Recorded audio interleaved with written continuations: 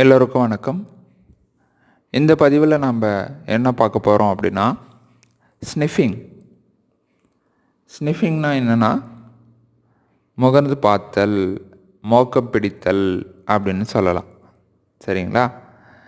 இந்த ethical hacking, cyber security நம்ம பாதுகாத்துக்கிற இந்த பதிவுகளில் மோக்கப்பிடித்தலில் என்ன பண்ணுறாங்க அப்படின்றத நம்ம பார்க்கலாம். மோக்கம் பிடித்தல் முறையை பயன்படுத்தி இணைப்பை கண்காணித்து தேவையான தகவல்களை பெறுவது ஆகும். இணைப்புனா என்ன? நெட்வொர்க்கிங். ஸோ நெட்வொர்க்கில் இருக்கக்கூடிய தகவல்களை பெறுவது தான் இந்த மோக்கம் பிடித்தல். அதாவது ஒரு இடத்துல கூட்டமாக இருக்கக்கூடிய கணினிக்கு இடையில் புகுந்து என்ன பண்ணுவாங்க அப்படின்னா, மற்ற தேவையான தகவல்களை எல்லாம் இவங்க திரட்டுவாங்க.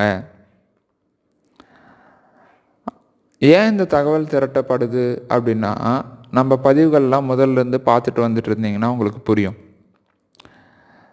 தகவல் திரட்டுவதே தாக்குதலுக்காக தான்.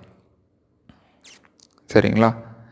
இப்போ காவல்துறை, பாதுகாப்புத்துறை தகவல் திரட்டுறாங்கன்னா தவறு நடக்காமல் இருந்து அதிலேருந்து பாதுகாக்கிறதுக்காக அவங்க பாதுகாப்புக்காக தகவல் திரட்டுவாங்க.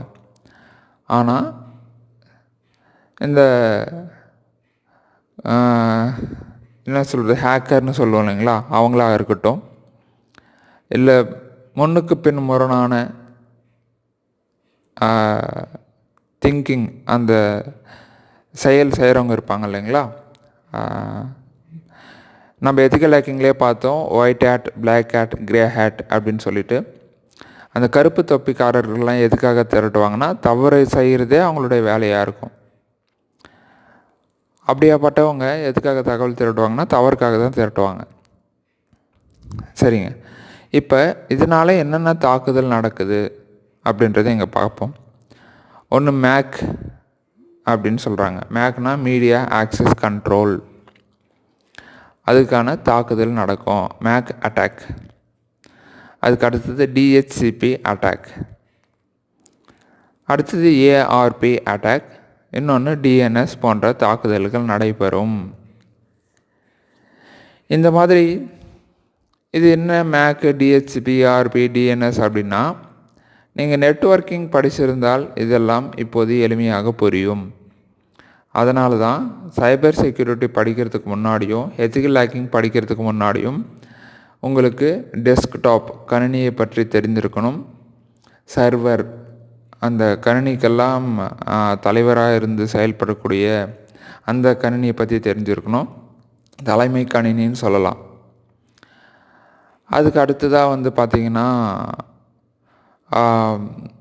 நெட்வொர்க்கிங், இணைப்பு பற்றி தெரிஞ்சிருக்கணும். இதெல்லாம் தெரிஞ்சால் தான் பாதுகாப்பை பற்றி தெரிஞ்சுக்க முடியும், எளிமையாக தெரிஞ்சுக்க முடியும். இல்லைன்னா அதெல்லாம் தெரிஞ்சுட்டு வரணும், கொஞ்சம் நேரம் எடுக்கும், அவ்வளோதான். எந்த ஒரு விஷயத்தையும் படிக்கிறதோடு விட்டுறாமல் நம்ம அதை பயன்பாட்டுக்கு கொண்டு வரணும். அப்படி கொண்டு வந்தால் மட்டுமே அது நிலைத்து நிற்கும். அது மட்டும் இல்லாமல் நம்ம சுயமாகவும் படிக்கிற பழக்கம் நம்மக்கிட்ட இருந்தால் தான் நம்ம நிறைய விஷயத்தையே கற்றுக்க முடியும். இதில் ஸ்னிஃபிங், அதில் நான் சொல்லியிருக்கிற தகவல்லாம் சரியானதா, இல்லை வேறு ஏதாவது தகவல்கள் இருக்கா அப்படின்றத பார்த்து கமெண்ட் பண்ணுங்கள். உங்களுக்கு ஏதாவது சந்தேகம் இருந்தாலும் நீங்கள் கமெண்ட் பண்ணலாம். அடுத்த பதிவில் இன்னொரு புது விஷயத்தோடு சந்திப்போம். நன்றி.